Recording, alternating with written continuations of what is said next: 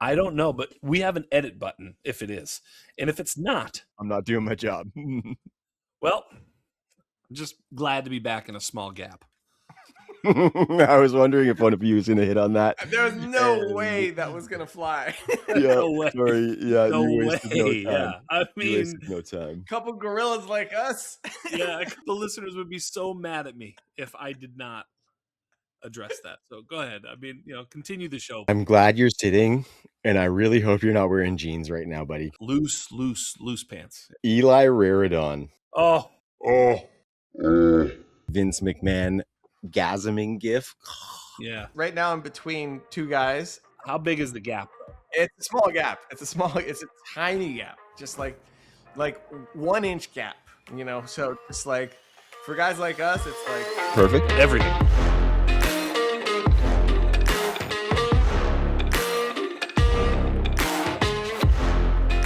Sights and sounds and edges found. You will now get down with the Underground. Posted up on the OTC Fantasy YouTube channel and your favorite audio platforms. Dynasty Underground is back in your life. I am Trav, hosting and West Coastin'. Make sure you go check out otcffb.com. There is no better time to subscribe. It is half off until at least the start of the season, but probably longer than that. And that frees you up for unlimited moves for all of your Dynasty and redraft leagues. So make sure you go check that out and check us out on social media. With me, of course, guys, it's a small gap between our last two episodes, and it's been great to have 2 episodes in such short order because get to hang out with the boys. The wise man, Jax Falcone. How are you, buddy? We're back in the swing. I'm just glad to be back in a small gap. I was wondering if one of you was going to hit on that. There's no way that was going to fly. Yeah, No way. sorry. Yeah, No you wasted no way. time. Yeah. I You mean, wasted no time. Couple gorillas like us. yeah. The listeners would be so mad at me if I did not address that. So go ahead. I mean, continue the show, please. The boys are clearly on their A game tonight. And of course, we have Joe Quavius Kuvetakis chilling with us. How you doing, my man? Oh, man. I'm fantastic. August is back. News is flying everywhere. People are making stupid decisions, coming to stupid conclusions based on limited information. I think my advice to most people is just like, don't overreact to everything. But at the same time, I am the one refreshing Twitter constantly right now, just trying to figure out what's going on. I need to know what's happening. I need to know everything about training camp. I need to hear people's opinions. I love it. I love it so much. And then today, one of the worst things possible that could happen to me happened. I got a new phone recently, and as a result, I got a new phone case. I decided to do one of those wallet cases, right? But it's like a little bulky. It's too bulky. It's kind of like annoying in my pocket. And so when I'm at work, I take it out of my pocket and I just leave it on my desk. Nature called.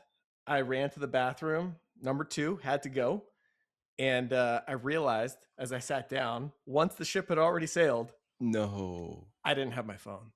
I didn't have my phone. Like, one of the true joys in life is just mainlining information while you're sitting on the John, seeing what happened on Twitter in the last 15 minutes since the last time you checked. And, I didn't have that.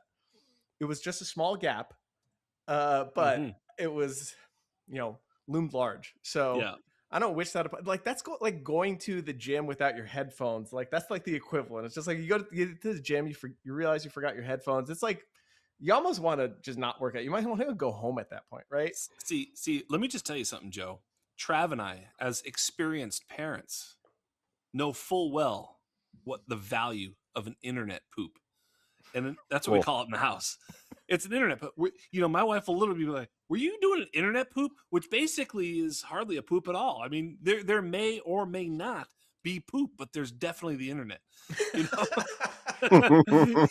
You've got the door locked. You're spraying in there for whatever reason, but you are in there on your device. And so therefore, you missed a golden opportunity. I saw something on the internet recently where it was just talking about, like, somebody made fun of somebody with some macho thing where it's like, you probably sit while you pee. And then like somebody posted something about like, actually there are studies and like the percentage of men that sit while they pee has increased drastically. I'm like, well, yeah, obviously, Yeah, I know yeah, what they're doing.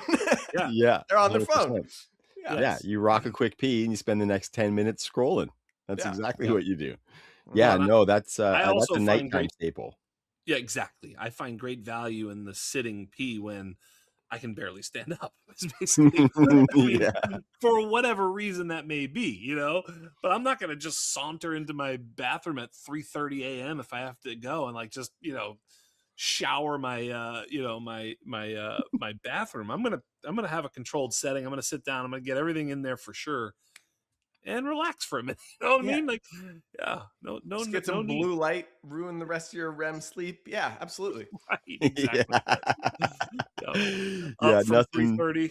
Yeah. nothing better than Tinker Stinker time for sure. Mm. And actually, speaking of boys, we're in the draft streets right now. I have to give a big shout out. The second listener league has started, Gorilla Pineapple. We are 3 picks into the 5th round. And it's going well, boys. How are you feeling about it?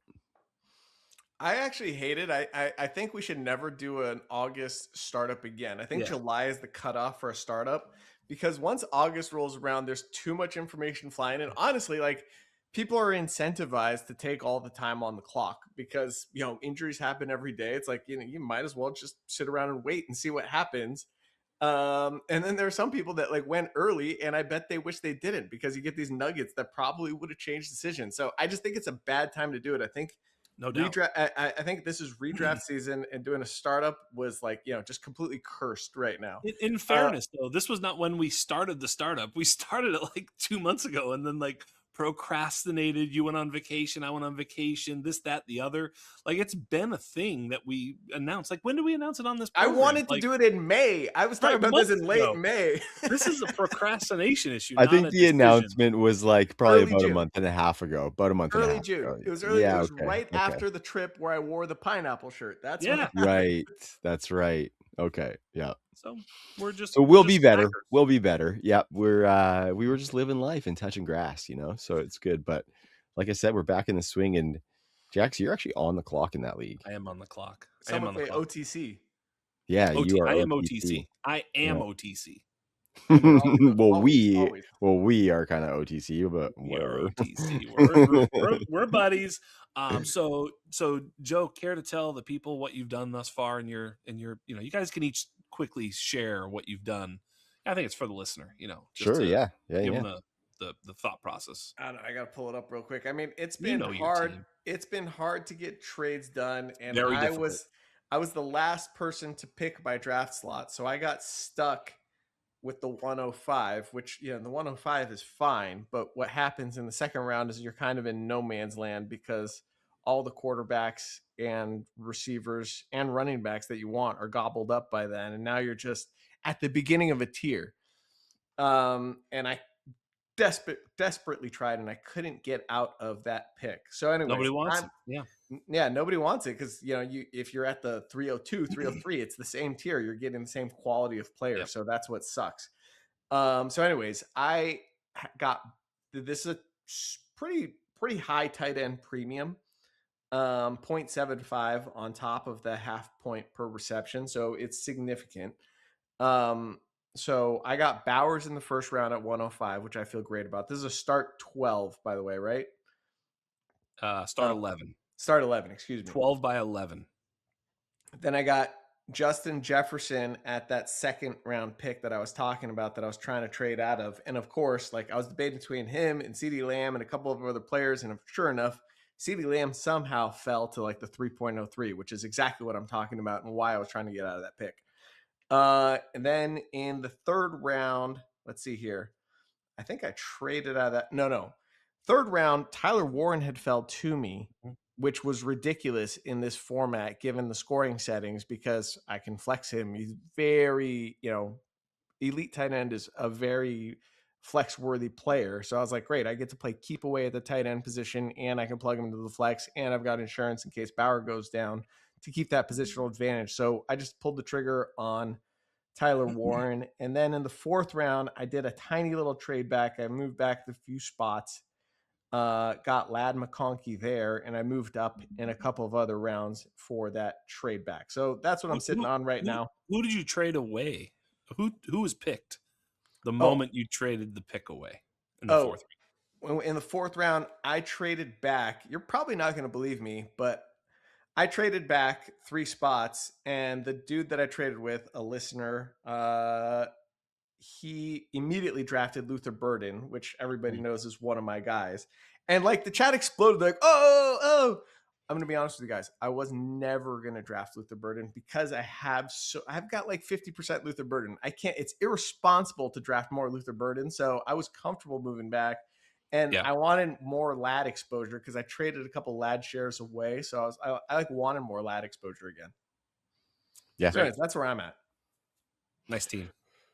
My team, I was at the 107, and I took JSN. This is a 3rd round reversal too, and by the time I was able to select the pick that I wanted, 7 was the latest in the 1st round that I could get, so I went with that. JSN, Jax, I was really worried you were going to snipe me in that 2nd round with that tight end premium at 206. I went Colston Loveland. I think to your point about Warren, Joe, like these elite tight ends are going to score as good as all but like 2 wide receivers, if not as good as those top couple wide receivers, right? So those guys are important to get. And of course, Loveland is one of my guys. I actually think this draft is very on brand for me. Came back at 306 and the quarterbacks were flying. I had Jalen Hurts and Patrick Mahomes on the board, and I went for Jalen Hurts because he's a couple years younger, and having JSN Loveland is kind of a young core. So I figured I'd take the 2 years of discount and the fact that I think there might be some upside on Jalen Hurts with some more passing. And then at 407, I wanted to get one of the running backs. They were fading. The tier was like pretty much gone. So I went for my boy Quinn Sean because I think he has real like RB1 upside. And now I can just keep filling out, and I have some positional versatility being that I stretched it out a little bit. So I'm pretty happy with it. It's very on brand. I would like to see some trade action happening. But Joe, the market in this draft was set very early, and it was set very affordable. So when you came calling for to move back, or no, to move me back to the 208, I think, or no, you were trying to move back from the 109, maybe. I think I was trying to jump up to your 109. That's right. But and I wasn't biting. our boy Keegan messed up the market from the onset. And so I was like, well, I can't pay more than that because he paid just some laughably low price for the 102. And then Trav came asking for something higher than what the 102 went for. And I explained to him and showed him, I was like, hey, I can't pay more than that. Here's what I'm willing to pay. And he wasn't willing to sell. So yeah. No. Thanks a lot, Keegan. I also Where you at, Jax? I also got the great DM when I was trying to trade. Hey man, I listen to every show. Can't do it. It's like, yeah, gotcha. So in other words, someone was like, I know what you're doing. I literally listen to you. I can't be on the other side. And so when you're in leagues where, the old trade back thing and, everybody's trying to do that. So I'm not going to pay to move up, but I'm also not going to, just sit there and wait and not move back. And it's just it was just too hard. So I stuck and picked. I did not trade really at all. I don't think I've made a trade yet, which is fine. It's not our game, but everybody knows our game in this draft. So it's different. Yeah, there's nobody swinging from the hips going, hey, let me move. There's just none of that. It's all very like us, which is like, it's hard to play in listener leagues because there's so much homogeny. I like to play in leagues where there's like all sorts of different types of people, but it's okay. It's fun as hell. All that to say, I started with the 109. Again, it was 3rd round reversal, so you try to get to the back. That was the latest pick I could get. Jameer Gibbs, Bijan, Jamar Chase, Bowers, JSN, all off the board. And I'm sitting there and I tank all the time. I'm tanking right now. I'm on the clock as we speak. But I tanked with the decision of Malik Neighbors versus Puka Nacua. Puka Nacua, certainly the person that I should be drafting there at the 109. I've got a ton of Puka. Puka is probably one of my most rostered players. And I thought to myself, if Malik Neighbors is healthy by week 5 and like just doing Malik Neighbors types things, I think he's the wide receiver 1 in Dynasty. And Yeah. so I can't be like, well, what if he's hurt though? Well, what if he's hurt? Then you're screwed all the way around. So you have to just assume that he's going to be okay and he's going to be fine. And he's 22 years old, 23, whatever he just turned. And you've got the youngest, most elite wide receiver. So I went Malik Neighbors in the first round. Running backs are fairly valuable in this format, the way that it's set up. Real quick, Yeah, go for it. I almost took Malik at 105. My debate was between Bowers and Malik. Yeah. But given the format, I was like, you know what? I have tons of Malik and Yeah. not as much Bowers as I want. So that's why I went Bowers, given the additional tight end premium here. So you were taking him at wide receiver 2 as well, basically as well. I mean, JSN it was in the conversation. All those players. I don't know if I would have had JSN available to me if I'd have taken him over. It's a very difficult choice. But yeah, Malik Neighbors has to be considered right up there. It swung around the bend, and there was no other running backs taken, just Gibbs and Bijan, and I'm at the 204. And yeah, I was just in front of you, Mr. Trav, but I decided Jeremiah Love at this price is as cheap as you're ever going to find a Jeremiah Love share, especially in a very running back friendly draft. It felt like stealing. So I start Malik Neighbors, Jeremiah Love. It came all the way back around, and we've talked about this. Like, we were Drake May last year. I am team Jackson Dart going forward. Dart falls all the way to me in the 309, so I can, stack them up. Go around the horn, and the tight end 4 is available there for me, which is great. I get Harold Fannin. I think there's a little bit more risk to Fannin than there is to the other 3 that you've already drafted, the Bowers, Loveland, and Warren. But, we basically stack up the first 4 tight ends in the super tight end premium league. Felt pretty good. And now I'm back on the clock. What do you got, Joe? Well, and you're right in front of me because I traded and I moved up. My trade to get back to Lad in the 4th moved me up in this round. So now I'm right behind you. I knew that was going to be a problem, and I knew I was going to be annoyed by it. So just go ahead and just drop it on me, all right? Rip it. Oh my God, buddy. There's a few players, and because you guys pick next, and because this is going on in the airwaves, I don't want there to be any table talk. So I'm hesitant to just give up the thought process here. So I have to be careful. I have to be careful on a number of levels. I will say there is an immense amount of strategy to this league. I will say that there are values, but I am going to pick. And when I pick, I'm going to do so silently without telling you who I pick. And I'm going to let Joe and Trav be the guys that react as I go ahead and pick. I was not expecting that at all. I know. Okay. So, Mr. Falcone has taken one Mr. Cam Scattaboo. Ooh, it hadn't refreshed for me, so thank you. I mean, I don't know if let's just say I had the time to react in the league chat. I think I'd be making fun of you. That was a little early, bro. I mean, I get so just so the listener knows, there's a premium on first downs. It's 0.25 per first down, right? So you've got that going in your favor, which makes running backs a little bit more advantageous. Plus, you only have to start 2 wide receivers. Correct. Yeah. So, running backs outscore wide receivers in the format. That being said, also, I have to ask you a question here, because weren't you Mr. like Cam Scatterbo is in your top 12 or something like that, running backs or some? Yeah, I'm super high on Cam Scatterbo. I thought he was like super high, and I didn't check this was a me decision. I didn't pick him because of you. It's a really difficult decision. There's a couple of players, and if you guys both pick, I'll be more than happy to continue to discuss some of the thought process that went into that pick. If you don't, it's fine either way. I'm just a little bit surprised that you went running back there. And I guess the reason is because it's just not how we typically build our dynasty teams, right? We tend to fill all those flex spots with wide receivers first and worry about fixing running back later. Now, I will say, this That's is table true. talk.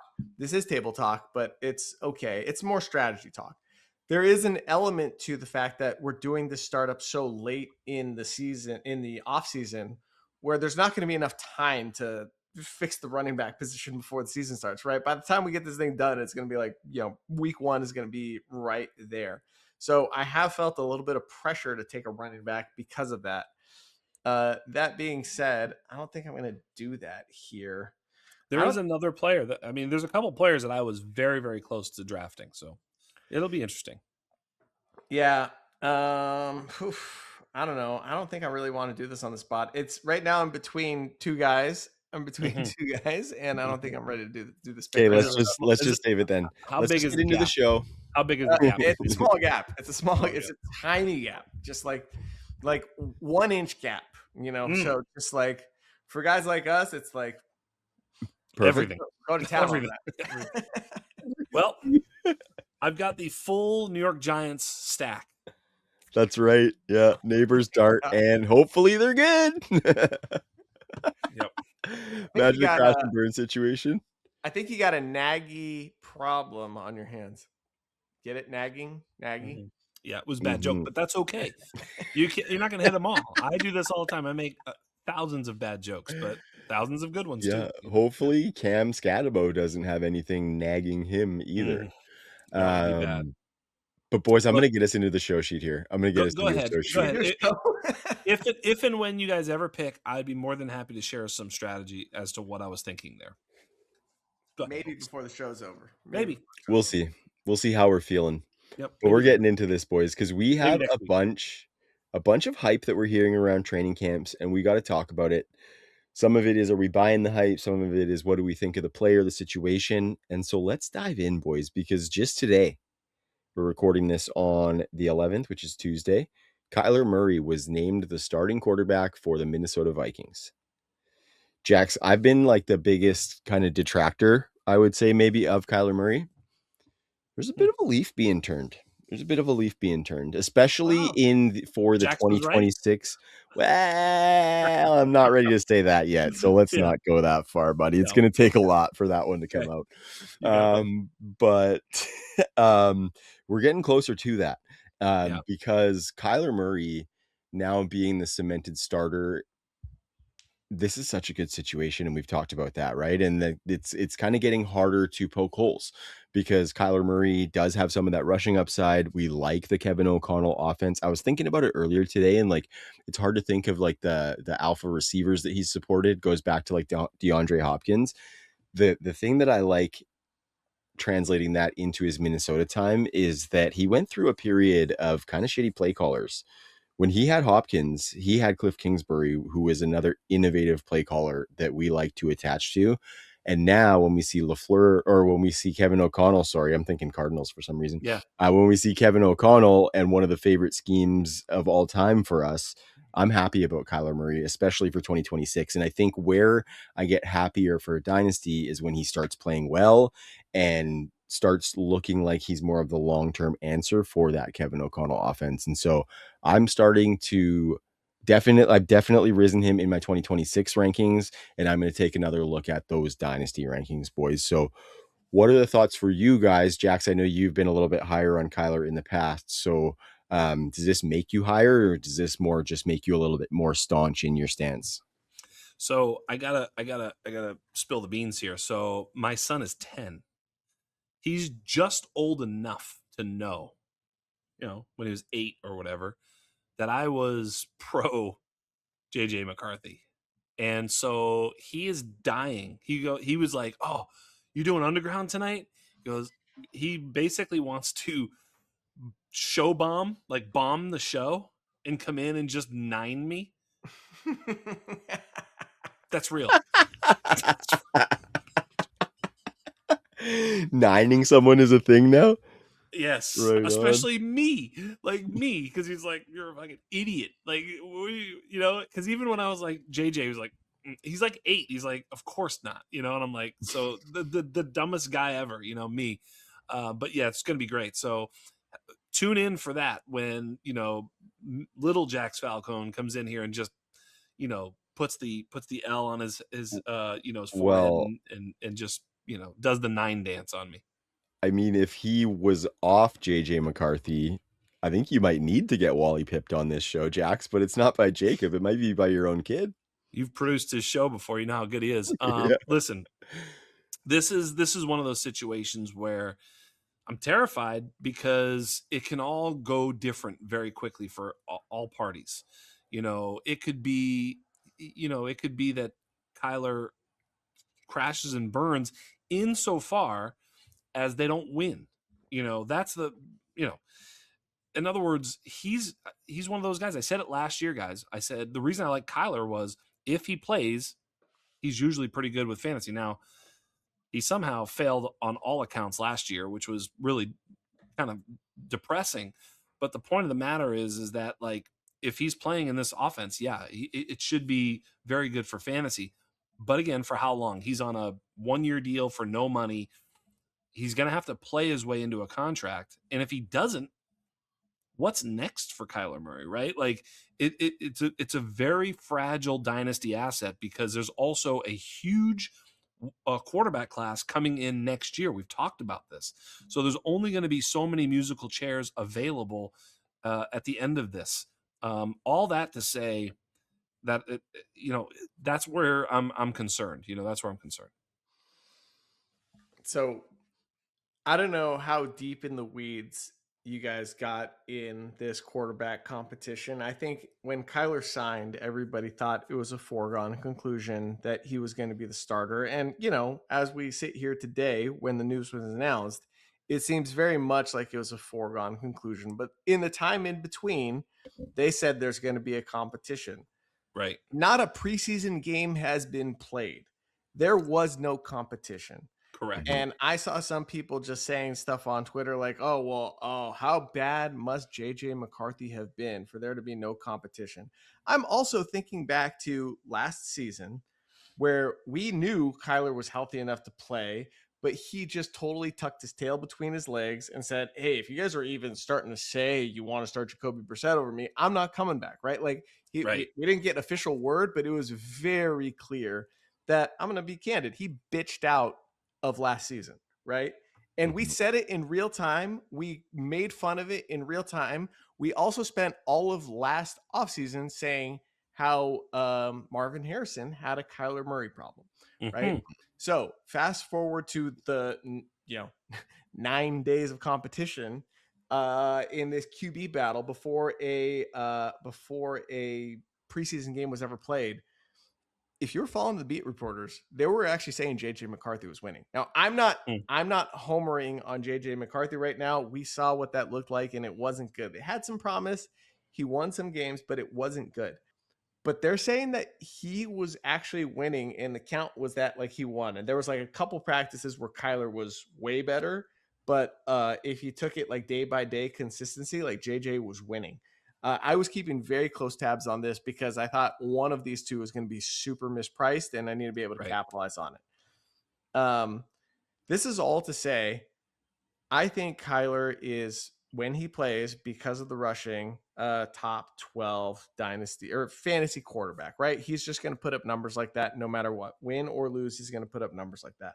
But if he's the same dude we saw the last couple of years in Arizona, which, by the way, missed a lot of time, correct. I don't think he's going to hold on to this job for very long, to Jax's fragility point.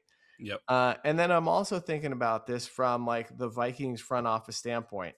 There was probably, to get Kyler to come, a nod and a handshake like, yeah, bro, you're going to be the starter, right? Right. They also couldn't throw JJ McCarthy out there, have him fail again, and then go to Kyler Murray, who they've already pissed off. They actually have to do it in this order. They have to start Kyler Murray first. Yes. They have to let him fail and then give the chance that the dude that they drafted in the 13th overall pick, 14th overall pick, could come in and be the savior. And if neither of them work out, then they're just drafting another quarterback probably next offseason. Correct.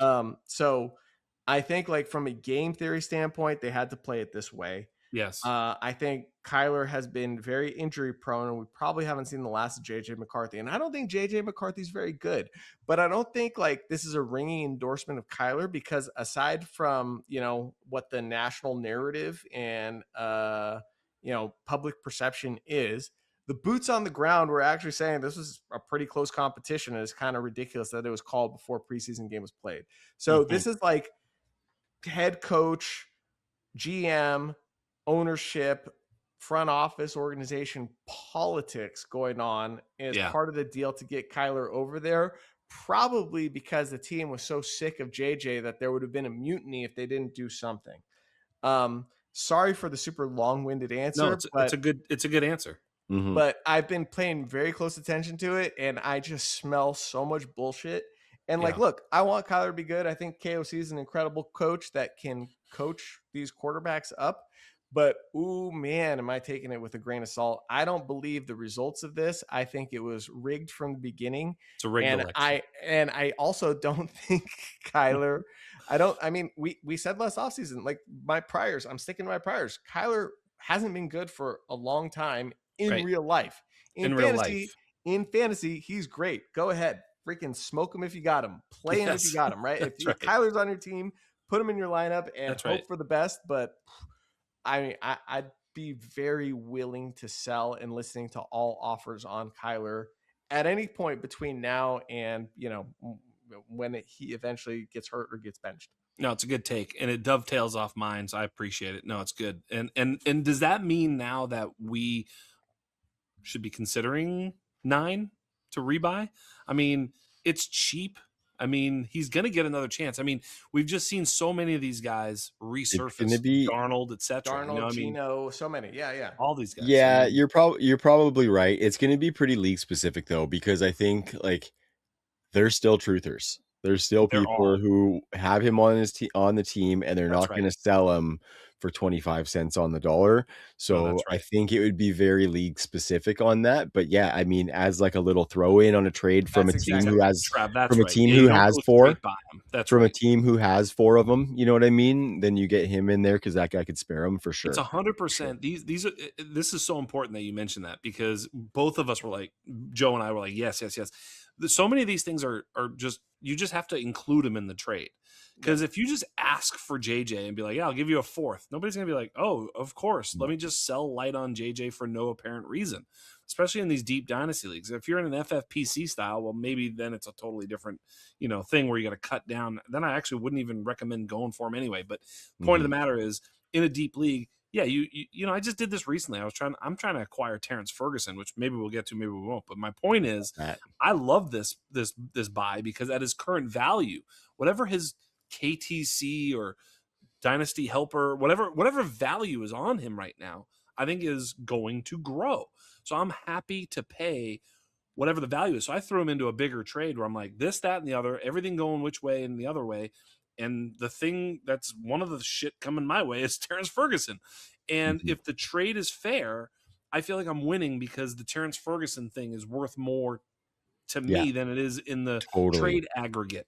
And I would say the same thing for, JJ, who shouldn't be worth very much at all in the trade aggregate. So that's exactly how you tend to buy these players, is exactly the way you mentioned it. Yeah, it's today's price versus tomorrow's value, basically, is what you're looking at. Bottom line is, if you're working on a trade with somebody and they've got JJ McCarthy on their roster and you're close, just throw him into the deal. See if you can get him that way. Yep. Just 9 it up a little bit. Just 9 it up. Yeah. Okay. Another thing that came out today, boys. Mike McDaniel announced that there's going to be a backfield split in Los Angeles for the Chargers. I think, we knew there was going to be some other guys getting carries here and there. Joe, you mentioned though that you had a pretty good take on this one. So I'm going to flip it to you and let you opine on what your thoughts are about Mike McDaniel at the podium. Well, Mike McDaniel just loves, listen, I like Mike McDaniel, but it's clear he loves attention, right? And he's just sitting there just giving them a hard time. He started it by just saying, is this a fantasy question? Sounds like a fantasy question. I got bad news for fantasy owners, right? And then he just proceeded to say how they're going to play the hot hand and they're all going to have roles and it's going to be matchup specific and depends on who they're playing that weekend. All of that could be true. And I love Kamani Vidal. I love him. I think he's a very valuable dynasty asset and I want him on my teams in case Amari and Hampton gets hurt.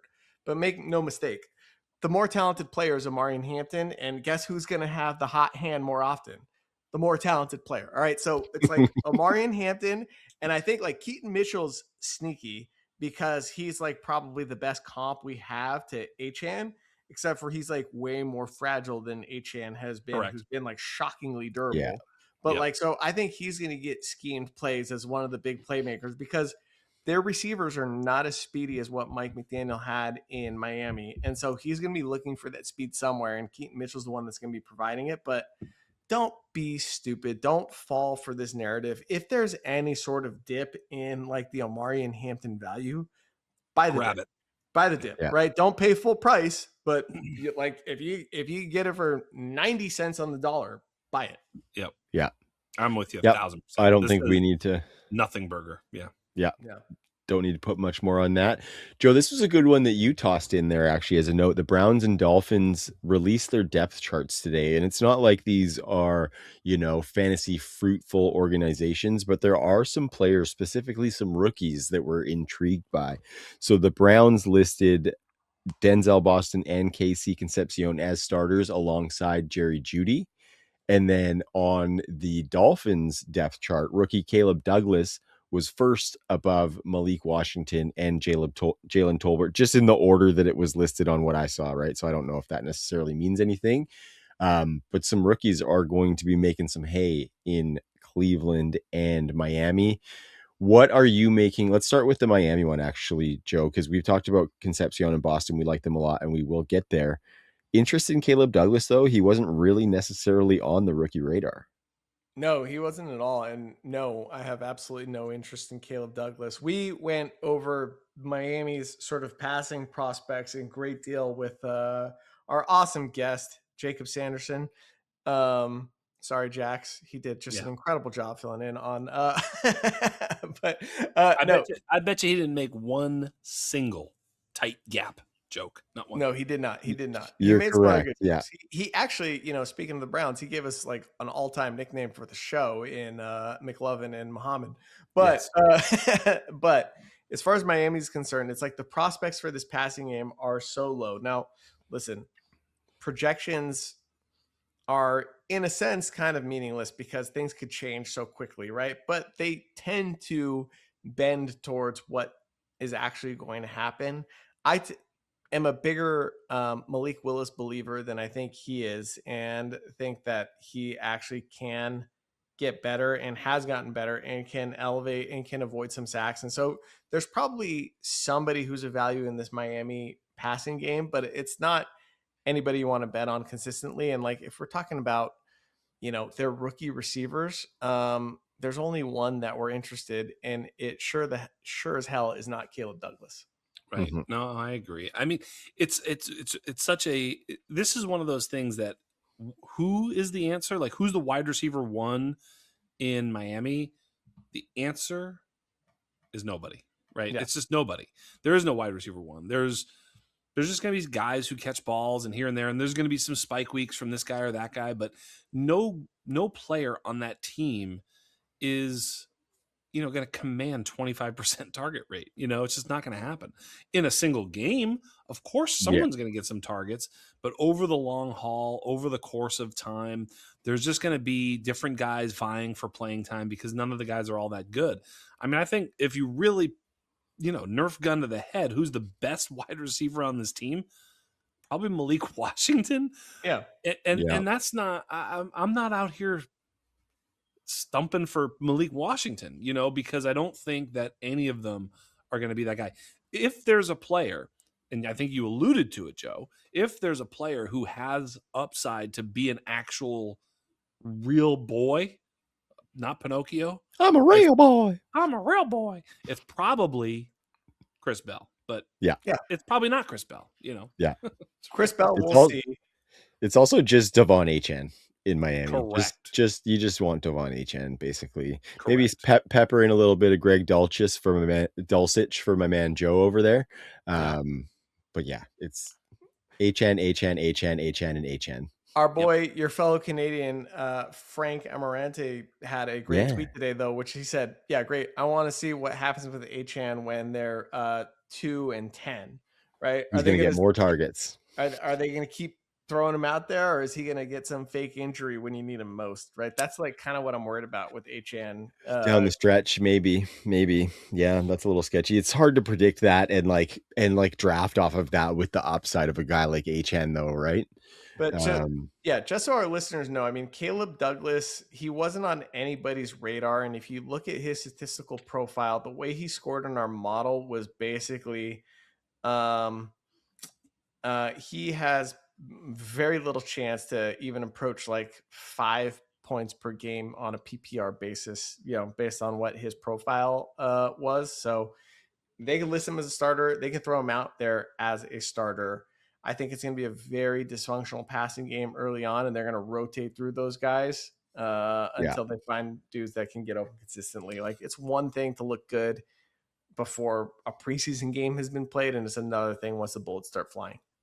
Chris Bell fell just short of that 70 line, right? Yeah. He was a 67, which is next to Concepcion and, other players, Rashad Bateman and, Traylon Burks and Jaden Reed, players like that.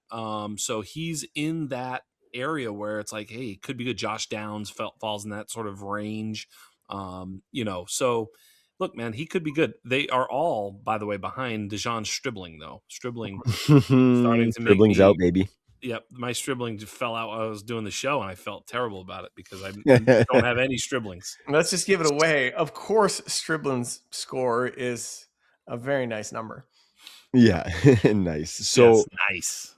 Real quick note that I saw on that Dolphins depth chart, though, to monitor, Jalen Wright was listed over Ollie Gordon as the backup. Yes, with that shocking durability you mentioned for Devon HN comes, the worry that he might get hurt because he does have that smaller body. So those guys as bigger bodies could get some spell looks potentially throughout the season because the skill position players are so depleted, as well as if Devon HN goes down, like those guys are in line for some work for sure. Jax, Joe and I talked to Jacob pretty extensively about the Browns, which is where the McLovin versus Muhammad comment came from. With the positive reports on Denzel and KC, like, what are you thinking? Well, I'm thinking that Joe made such an egregious trade in a $250 Dynasty League buy-in league where he traded, what was it, Naylor and Jordan Mason? Was that Yep. For straight up for Denzel Boston. It had me so triggered. I was so pissed off. I'm not even in it. Oh my God. I'm in that league. Twitter was mad. People were calling me a liar. People said they called it fake. Yeah. And then I said it was a 250 league or whatever. They're like, well, I don't know, whatever. It's like, it is what it is, man. I mean, the amount of money, I will say, does not make the players better or worse, or the decisions better or worse. As a matter of fact, sometimes no, it's just people are people. In any event, that the guy who made that trade had actually won the league in the past. I mean, the team is not good anymore. Look, I'm not, value judgment on him. But the fact of the matter is that that's the type of stuff that can happen with, in this time of year. It's crazy. Because Mason's got a lot of heat right now. People are just talking about what a great fit he is for this new offense. And this guy had Aaron Jones. So I'm like, hey, listen, everyone's saying Aaron Jones is washed. Why don't you go get the actual starter? You need another running back. And like, that was compelling enough. Him plus Naylor, who's starting on the Raiders, like, whoa, I can fill a roster spot with Naylor. And sure enough, like, this is a deep league too, deep starting roster. So Naylor's I mean, starter, right? Naylor could play. It's possible that Naylor plays on a lot of teams in this league. So that doesn't defend the trade. It just makes it make sense to the other manager, which is somehow how Joe swindled him into this deal. But I would definitely be paying that price. I'll just let you know, comfortably paying Jordan Mason and whatever Naylor first name is, Jalen. I know it's Jalen. I'm trolling, but yeah, no, I'm in on both these guys. I think, look, Denzel Boston does have a better, model score. He's definitely winning the preseason. And look, we said it. One of these guys is going to be good. One of them might not be. Both of them might be good. Both of them might not be. But it's a coin flip on both of them, and it's worth taking a shot. It sounds like if they're going to play, that you're going to have enough of a runway to get off them, even if you have signal that maybe that's not quite what you signed up for. But yeah, I'd be all in on making this a deal for either one of these guys right now. It's actually a super interesting dichotomy. I remember on draft day, like day 2, how upset we all were that, like, actually day 2 and day 3, throughout the course of the draft, right? You know, Jacoby Lane and Elijah Surratt ended up on the same team. And then you got Denzel Boston and Casey Concepcion on the same team. And these are 4 guys that scored really well in our model and was like a pretty meh, very average Stowers and Lemon on a low pass volume team. Cooper and Sadiq. Yeah, I'm just talking about Sadiq particularly about like the wide receiver position as it pertains But to still, our model. It's like, dang, dude, did like 2 of our top 10 guys just got nuked by like 2 of our other top 10 guys because of being drafted by the same team. So maybe the Ravens bought the model. Did we check? I mean, I think they might have. It's very Steve similar. Lane and Surratt is like they were like reading from the model, like who's next on this fucking OTC model. Very similar to ours. They played it perfectly too, by the way. Yeah. Okay, boys, we're gonna keep her rolling here. Talking about a wide receiver that we have a long history of just piling steamy shit on. Matthew Golden is getting very positive reports out of Packers camp, boys. And I think we need to take note at this point. We really need to take note because if he's playing, the reports that I see is he is playing the X with Christian Watson at the Z. See what I did there? And that's a fairly lucrative role when you consider that Dontavian Wicks is not in the picture. And they've kind of cleared up that depth chart a little bit. So is there any tunes changing, Jax, on Matthew Golden, considering some of this news? Not that you're going out and actively trading for him, but are you even maybe like monitoring the situation a little bit more? Or are you still out skis? I think he'll be the 4th player on the team in terms of target rate. Behind Watson, Reed, and Kraft. Yeah. What do you know with that? I think that's really hard for Reed to do if Reed is not making. Per route. Yeah, I guess so. But if Reed is on the field for only 1 12+ personnel snap again, like he was last year, I think he's going to be on the field in only basically 11 personnel. I'm with you. Right. But I'm just saying, even when if he's on the his field, target rate is higher, even if his targets per route run are higher, Matthew Golden can have like a 0.19 targets per route run, and Jaden Reed can have a 0.24 targets per route run, and Matthew Golden's still probably going to out target him if he's playing the X in 12 personnel sets, right? Yeah, probably out produces him though, right? So that's kind of. He's not going to get rushing attempts. He's not going to get rushing but I don't think I don't think maybe 15 a year, right? I don't know if that closes that gap for me though. Maybe if he scores 3 or 4 touchdowns that way, which he did, he's dynamic with the ball in his hands. And so, yeah, the rushing yards, I'm just saying like if he can find the end zone. I also think if he's playing X, I would also go so far as to say he'll have the 4th best catch rate on the team too. You know, I just don't think he's going to be the most, efficient. I don't think he's going to get the most volume. And we are not even sure if he's any good. Like he's got to be really, really good to sort of elevate past all these guys and become some sort of an alpha. Yeah, he might have some utility. I was singing his praises last year. Remember, I was like, are we buying low on Matthew Golden? But I'm not buying high. I'm not buying high. On no, for sure. There'll be another rebuy opportunity when he goes, 2 targets, 1 catch. It's just going to happen. I just guarantee it. It's the X receiver. He could come out and have those big games too. I mean, this is a very poor man's Jameson Williams, right? That's the way I look at it. Yeah. My take on him, I mean, listen, in college as a prospect, he hit a couple of the benchmarks that we're looking for.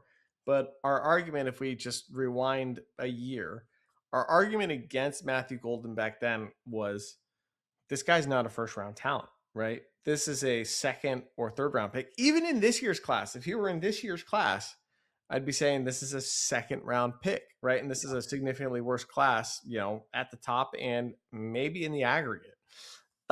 So like that's the thing. And I think this is kind of being forced down our throat because he was a first round pick and because he picked up so much steam and because he ran that fake 4.29 at the combine. Right. That I'm just stating that as fact. Right. Yeah, exactly right. Yeah, it's Just totally assume good. all conspiracy theories are true. It's Yeah, that was 2026. rigged too. Yeah, The 40 was rigged. yeah. But the thing, the thing about Golden, like, More like I a don't know. 37 and a half. If am I right? I You mean, know? in dynasty startups, he's going around the 10th round, if I'm not mistaken. Trav, you and I Yeah. were looking at this earlier. 10-10, I think. Yeah, so Watson's going like 8th, Golden's going like 10th, and Reed's going like 12th. Reed's dynasty value is the lowest. I think like Watson, I think showed us some awesome stuff last year, but it's kind of the same thing with like Parker Washington, right? It's like, how much are we buying this?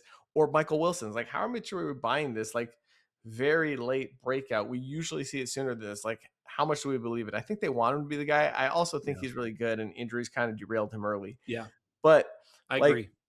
I think Reed is the smartest play here. If he's the At cheapest, and value. if there's a buying opportunity on Reed, here's why. Like, again, they've gotten rid of all the secondary and tertiary target earners on this team in terms of rotations, like the Bo Meltons and the Dontavian Wickses, right?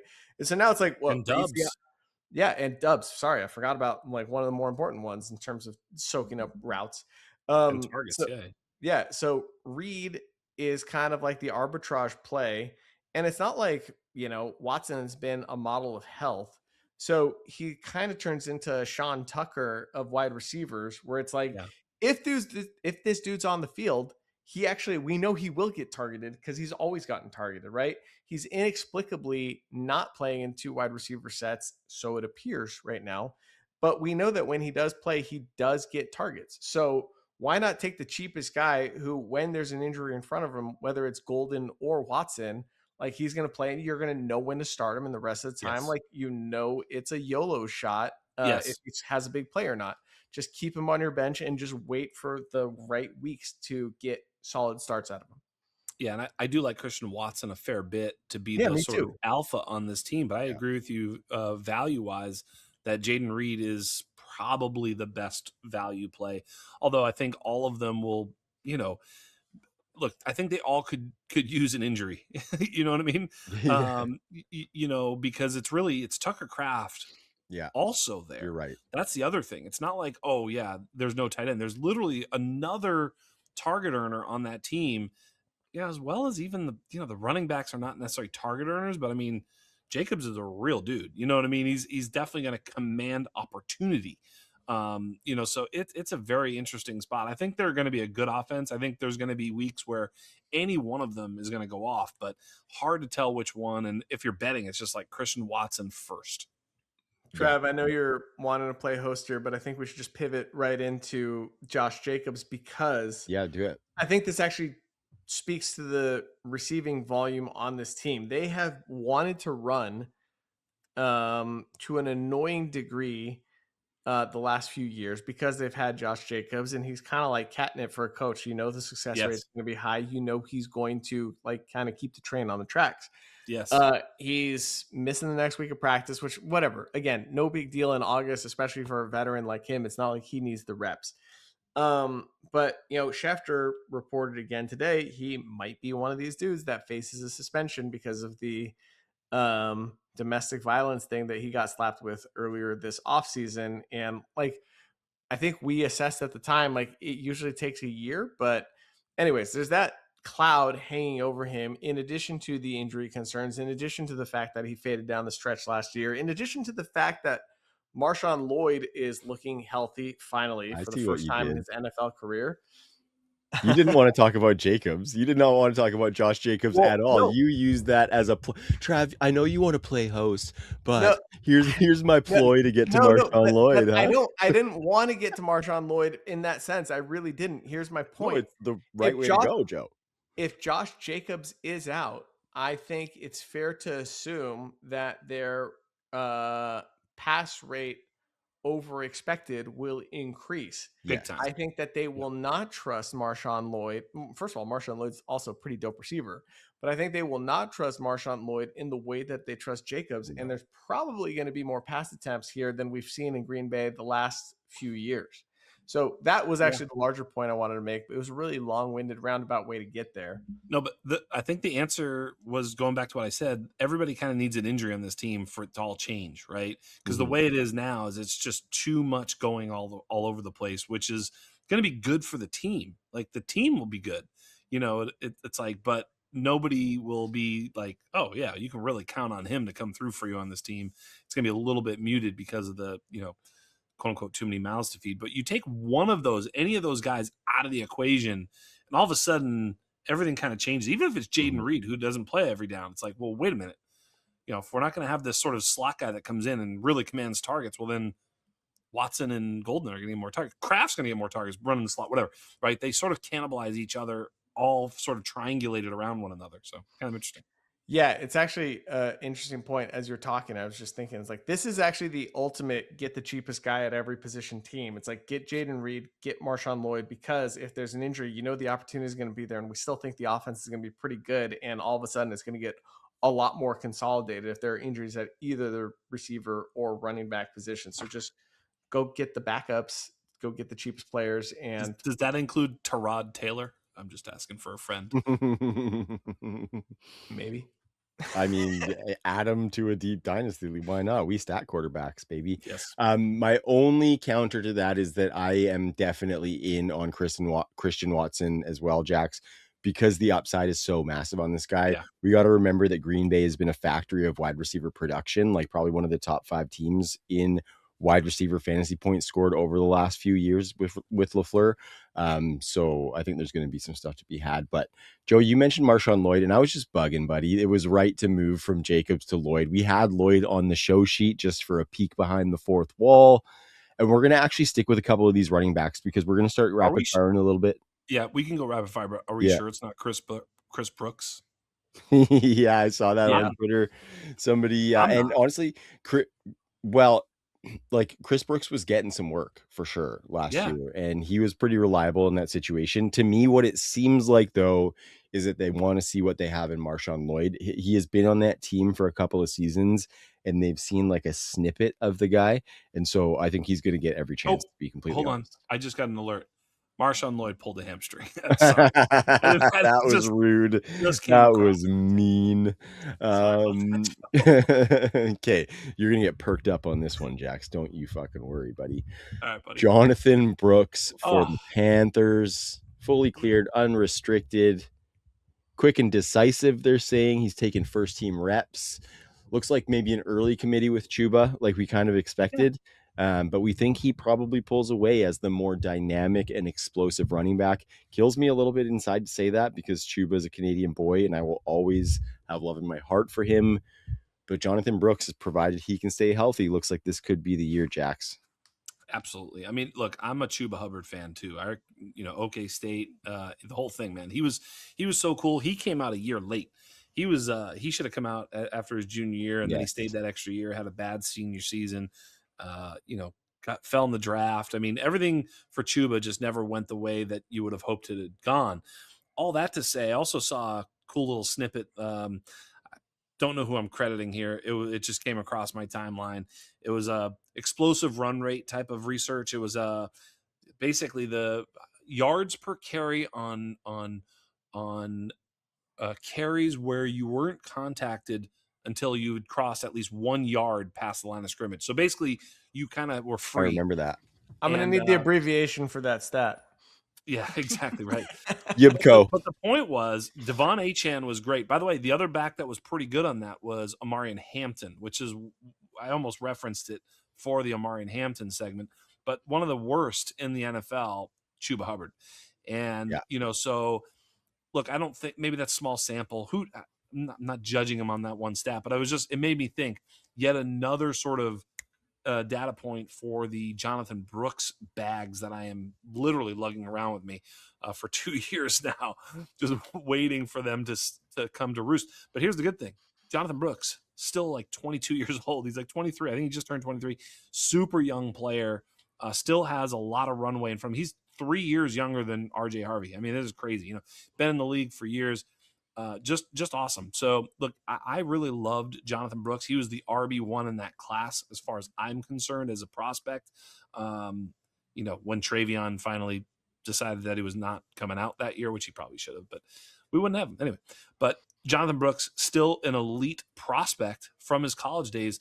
The injuries, who knows what has changed, but if he's healthy, I'm all in on Jonathan Brooks, and I think he does wrestle away that job from Chuba Hubbard and returns massive value potentially, especially in an offense that's coming along a little bit, eh? Yep. Yeah, and not only that, but because Brazel got hurt, and because it seems like they've realized Leggett ain't it, the element that he brings as a pass catcher cannot be overstated, right? It's like, I think that there's a legitimate case to be made here that he's the third most important. Like, he could be third on this team in targets. Yes, possible. Yeah. Yeah. And so, like, that's what we're looking for. The explosive guy who also catches passes, who also doesn't have a ton of other superstars. There's, 1.5 superstars in front of him in the pecking order, and he could easily become number 2 on that list, if not number 1, with a good showing and a clean bill of health and, like, God willing, some luck. So yeah, everybody who waited on Jonathan Brooks, good job. Everybody who bought low on Jonathan Brooks, like, you're sitting pretty right now. I guess my question to you guys is, like, at what point do we consider selling him? Because this has crossed my mind. It's like, all right, the stock is going in the other direction now. I've survived the bear market, and now we're entering the bull market with Jonathan Brooks. Do I just sit here and profit and just stay and pray? Not yet. Yeah. Well, obviously not yet. Not yet. We're gonna get some wins out of this dude. But with a double ACL profile, it does cross my mind. It's like the shelf life on running backs like that is lower. It's going to depend on how he looks. And, the reality is, when you've got a really dope running back that you got for cheap, that's like the best thing that can happen to you in fantasy football. So yeah, for sure. For sure. I think if you're a drafter and he does well early season, I could start seeing myself putting those feelers out if I'm deep at running back, to see what I might be able to net out of Jonathan Brooks. But yeah, if you got him cheap, I think you let the run out. But if you drafted him in the draft and paid, probably running back 1 in that class, if I recall, which was probably late first anyway. It was like 106 to 109. Was it? Okay. Yeah. So I think at that point you could start maybe looking at the production profit off of him having a good early season. Is what Let me give you guys a couple of trades that I just pulled up off OTC FFB, small little website you might have heard of. Listen, Jonathan Brooks or 27 second. Jonathan Brooks. I think Brooks probably. Jonathan Brooks, Quentin Johnston. Jonathan Brooks, not close. Jonathan Brooks and a 28 third for Jordan Addison. Jonathan Brooks and a 28 third. No, Brooks in the third. Brooks in the 28 third. Yep. This one may change.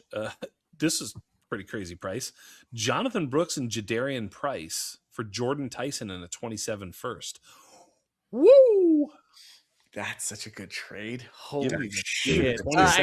Jordan Tyson in the 27 first, that has to be a rebuilding team trading to a contender.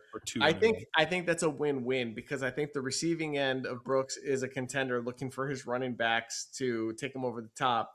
Yeah. And the guy getting Tyson the first is like thinking, I need to build from the ground up here. Yeah. That's what I think happened. Those are young running backs too, though. Like, that's nice. Yeah, it's a big boy trade. So I think that's about it for these sort of solo one. Jonathan Brooks, 27 second. Oh, Jonathan Brooks or Bashal Tootin? Oh, Bashal Tootin. That's definitely Bashal Tootin for me. I think it's Tootin as well, but I think it's closer than. Yep. I mean, I think it's not for me. Razor thin. I mean, from a dynasty asset standpoint, I kind of think that it's Tootin. But if we're just talking about like redraft, I think it's really close. I know this is dynasty. Redraft, it's close? Closer than dynasty? Yeah, because I trust Tootin more as a dynasty asset, even though the pedigree is a lot lower. The injury history is also a lot less as well. So that's where I'm landing. This is a good one. Listen to this one, That's boys. what I'm This is saying. It's actually like tooting over this and one's over. actionable. I like this one. Jonathan Brooks for Terry McLaurin. It's pretty clear what each team's doing there, but give me Bingo. Brooks Exactly. probably. Yeah, but it's just a good way to get Brooks, right? Like if you need, I mean, maybe you've got, a bunch of other wide receivers. Terry McLaurin's a bit duplicitous.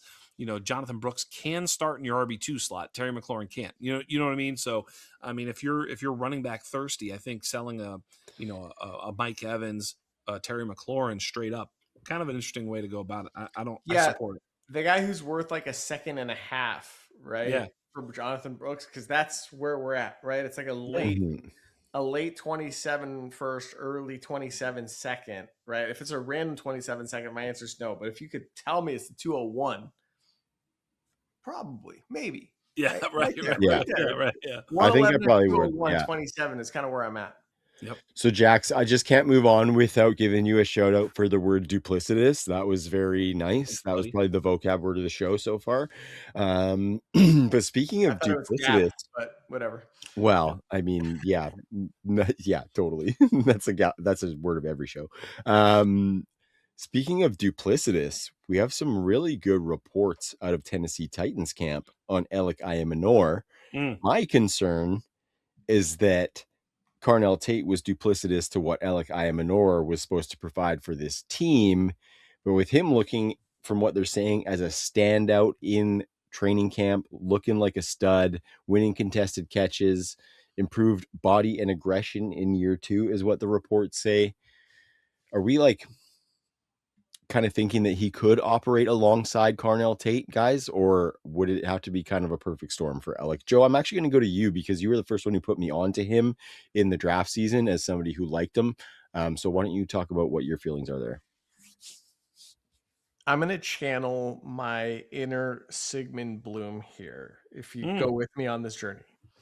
If you had to tell the story of how Alec Ayamanor came to prominence, this is exactly what it would look like. This was a Canadian kid who transferred, who came to the US to play football, didn't get much play time in his first season at Stanford, then like really came on, showed flashes of incredible athleticism, a willingness to block, like all the tools that you would want, but just raw. Right. Then you fast forward to his rookie season in the NFL. He fell further in the draft than you would have thought, but there was talks about him as potentially a first round pick. So people saw the potential. Then he gets into the league. He's on a terrible team with a terrible offense whose coach gets fired, 5 games into the season or whatever it was. And they were just a little bit lost out there, but he's out there still trying. Doesn't even look like the best rookie receiver on his team. But now we're in year 2. Now he's got another year under his belt. He has a coaching staff that's going to appreciate a wide receiver that's a willing blocker alongside like the alpha that they just drafted. And he's still got all these amazing traits just with a year of experience under his belt. He was never going to be an amazing rookie, but he showed flashes even then, just like he did at Stanford, right? He sure did. So he's, I think, shown us enough. Go back to college, right? His targets per route run was 0.24. His yards per route run was 2.1. Those are good numbers. That's what elite prospects look like in those two categories. He's 210 pounds. He's 6'2", and he's got some versatility where he can allow Tate to not be the sacrificial X. Guess what? He can play X. He can also play Z. So now there's some interchangeability with run game advantages by having a guy like him on the field, and a defensive minded coach that's going to appreciate the hell out of that. And, Daboll, who I think is probably also going to like a player like that. Just the story for Ayamanor's rise to prominence was always written this way. And he's kind of checking the boxes all along the way. Yeah. I'll also say like, he ran the most routes on that team as a wide receiver, over 500.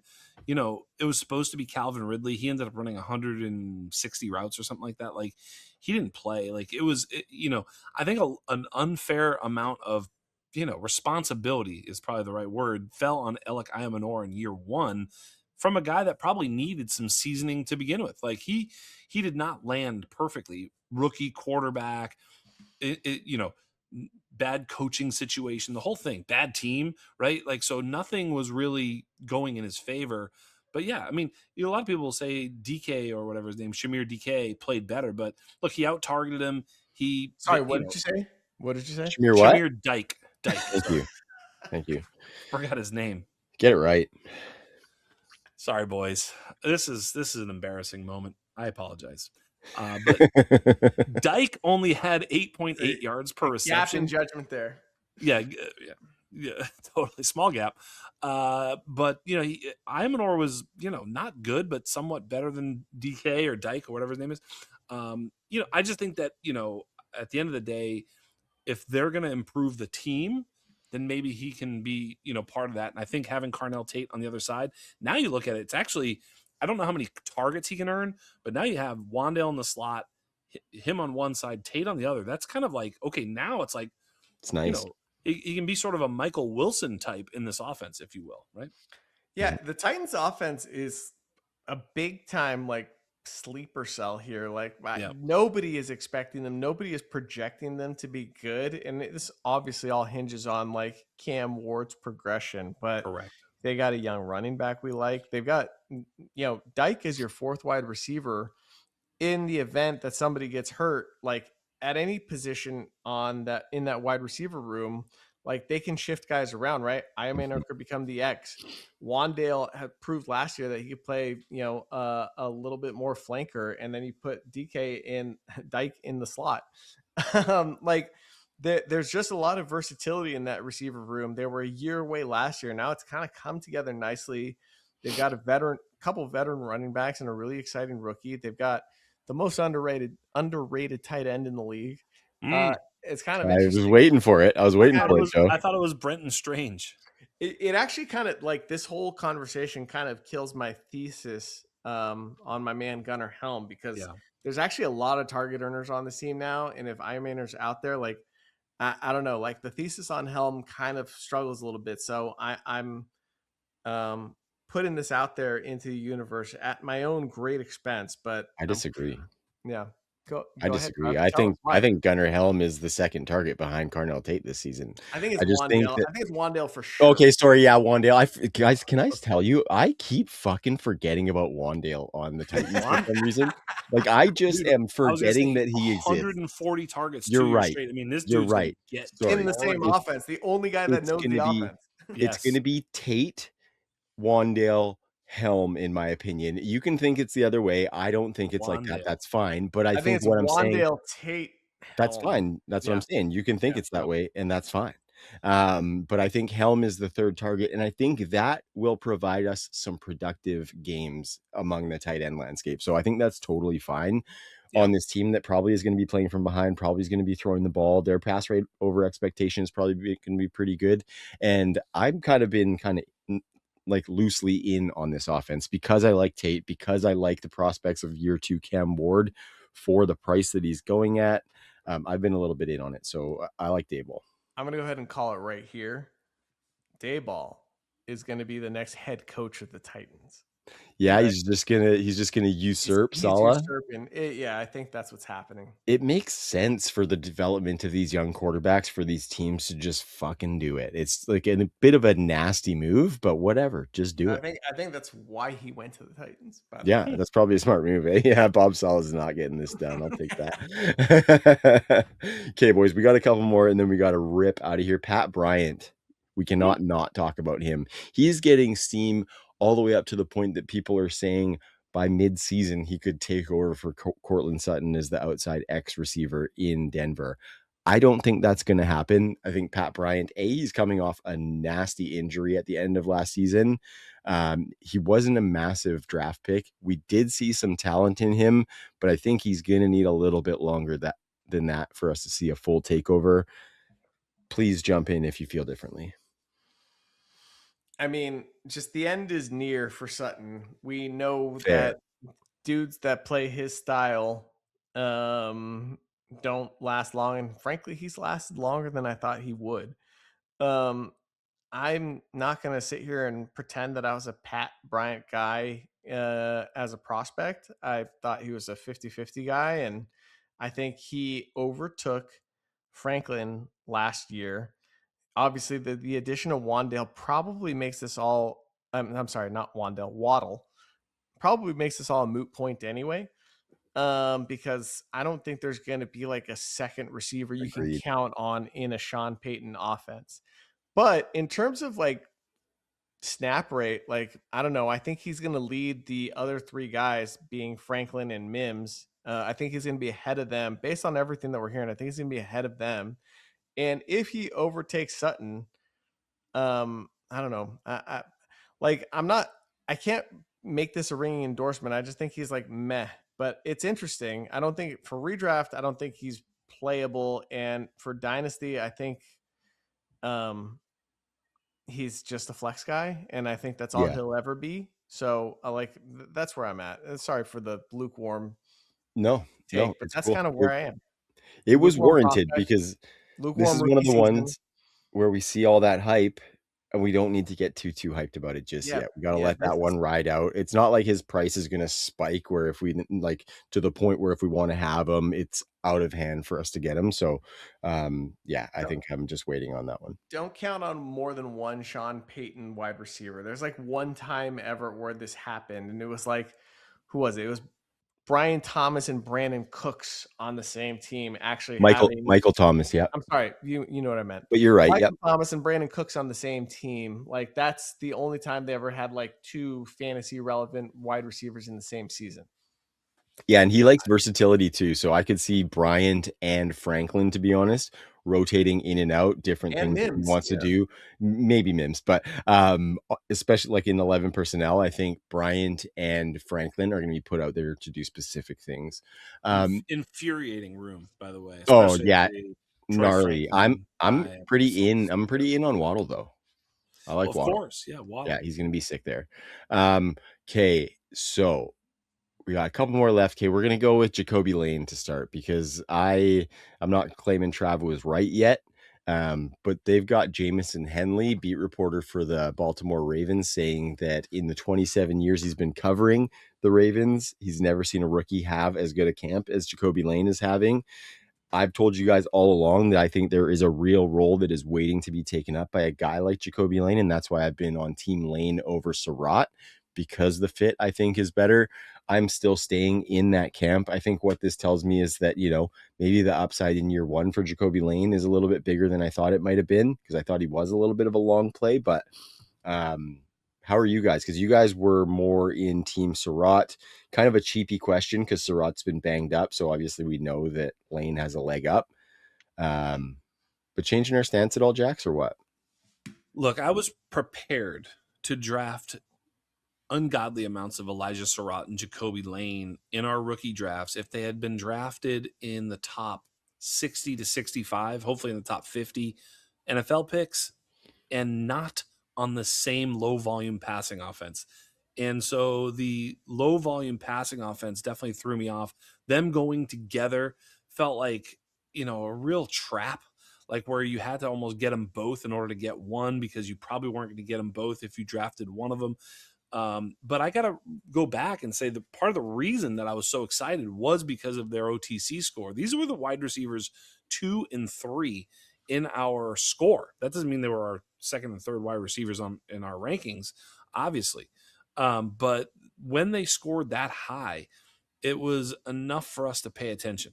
It doesn't mean that they're automatically good. That's not how models work. But I will say pretty much every single player, with a score above these guys has been dope, at least at one point in time or another. The only one who really wasn't, and even Troy Franklin is the one I'm going to say, he still had 100 targets last year. I mean, so there, at least he's somewhat of a hit, but every other player is just an absolute stud all the way up the list. So Elijah Surratt and Jacoby Lane, it's just I'm not surprised to hear that either one of them is playing well based off of that one lone data point. So yeah, I'm in, but I don't know how much we can expect from either one of them in the offense behind Zay Flowers and Mark Andrews and Lamar and Derrick Henry, right?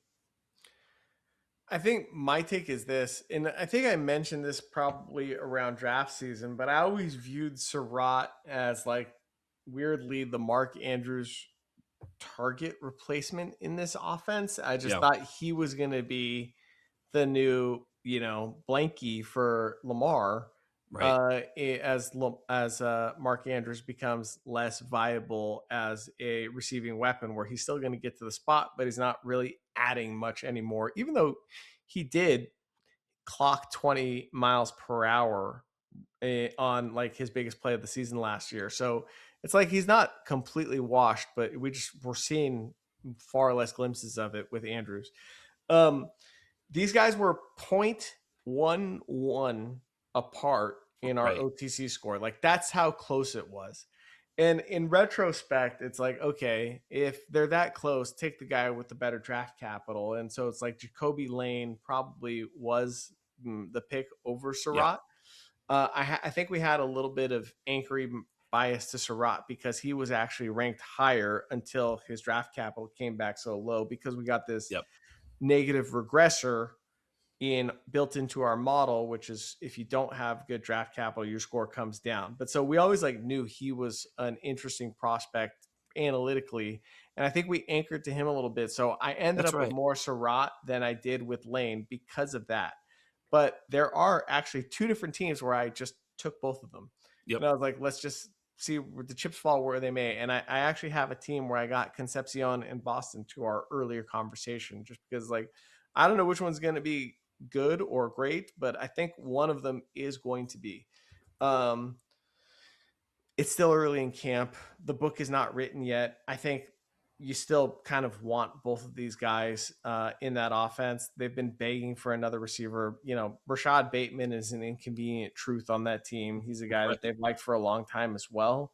Obviously, this is a new staff. He is probably, to Trav's point about DJ Moore last year, right? It's like it's clear Rashad Bateman's not long for this team. He's probably on his way out after this season. Right.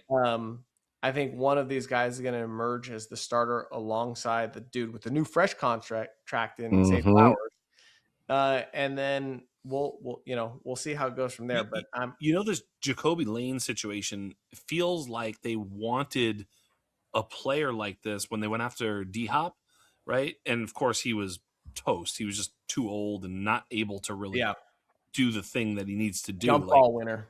jump ball winner, right? He was not actually able to jump any longer because he's just too old.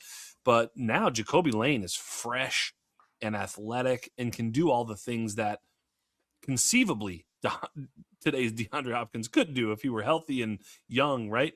But so I think that's what they were searching for, and I think that's the role that they picked Jacoby Lane to fill.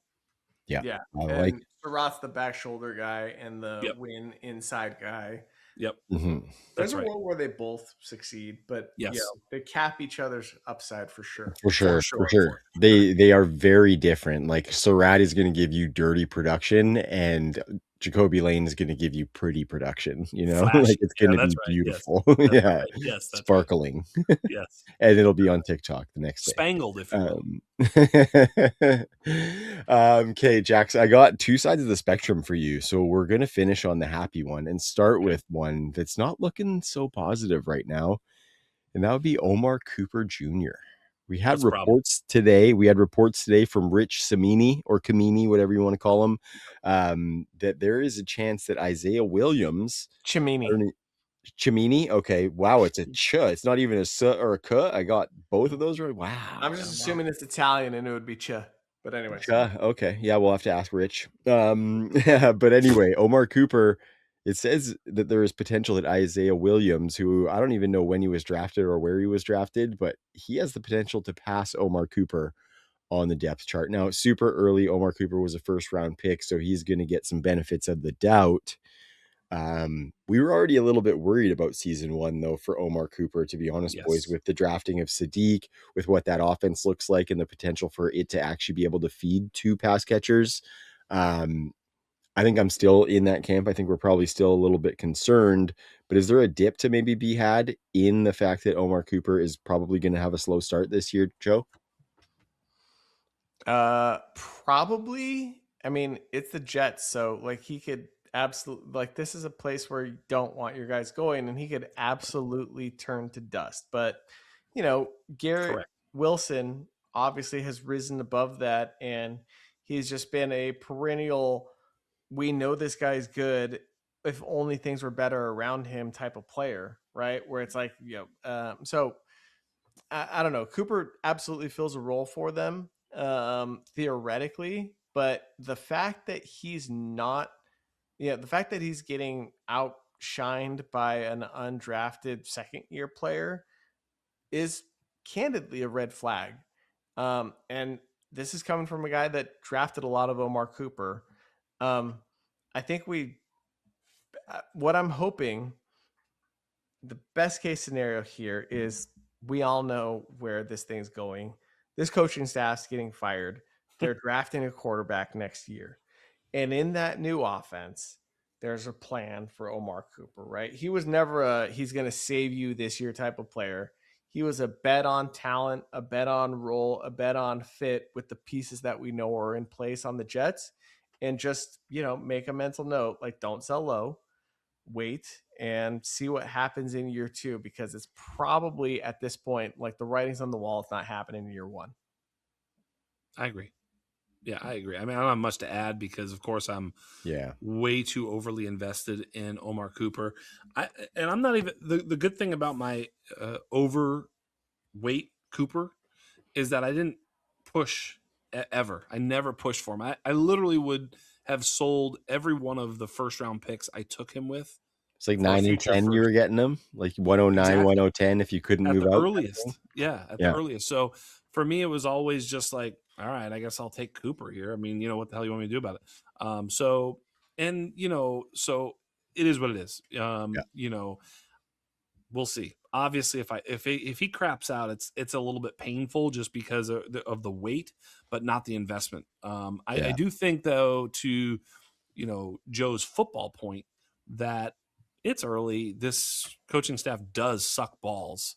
There is some dysfunction here, organizationally for years. Hopefully, there's something of a course correct with a new coach, new quarterback next year that actually fixes things. Right now, it's A.D. Mitchell's actually a sneaky little play right now. I mean, he's going to be all right. He's definitely going to be out there making some plays. He looked good last year. He's not a terrible football player, and definitely pretty prolific when he does make plays. So I mean, as of right now, Cooper's just got to fight for that slot role, and I think he wins that. If he doesn't win that, that's damning. If he can't beat Isaiah, whatever his name is, then he's got big problems for sure.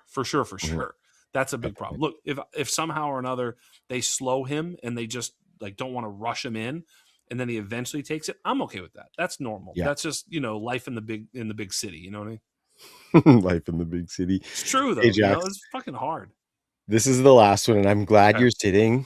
And I really hope you're not wearing jeans right now, buddy, because loose pants. Eli Raridon is Oh, reportedly settling in fast as a receiving threat in Patriots camp. yes, he is. They're saying he's had multiple catches and red zone touchdowns lately. Vince McMahon gasming gif. Yeah.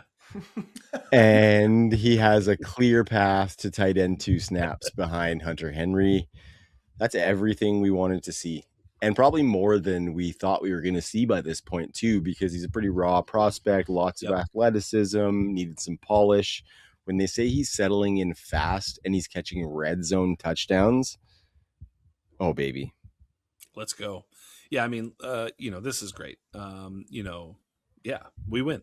But we win, probably with a bunch of these tight ends, maybe Oscar Delp and, some of these other guys that we were taking. I mean, we were definitely mentioning this is what you want to do instead of taking the Antonio Williamses and I took these guys even, ahead of Striblings and things like that. I mean, look, maybe one of these wide receivers, all these wide receivers, maybe one of them pans out, but I think you get more value if you can get one of these tight ends to pan out. I just kind of like this group of tight ends in general. Raritan was my favorite, especially after get him in the third, fourth round consistently. I mean, we certainly steamed him up early. I took him in our mock draft when nobody knew his name. As a matter of fact, he wasn't even in the database. He wasn't. That's great. You had to put like Borkircher in there instead for me. Yeah. So yeah, that was great. He wasn't even in the sleeper database, and we were pushing him in there. So, it's been, we're sort of early adopters on this Raritan stock. So I wish we could make more money because of that, but no, it still just spends the same way. I just think it's a good spot. Hunter Henry is how many more years is he going to be the productive guy? 1 or 2? They can certainly play alongside each other. And if for some reason there's an injury, the wheels are all the way up with Raritan. With Drake Easy. Yeah. It's funny because, Hunter Henry just signed that 2-year extension. So I just pulled it up just to see when that actually happened. I think it might have happened while I was on the John today. But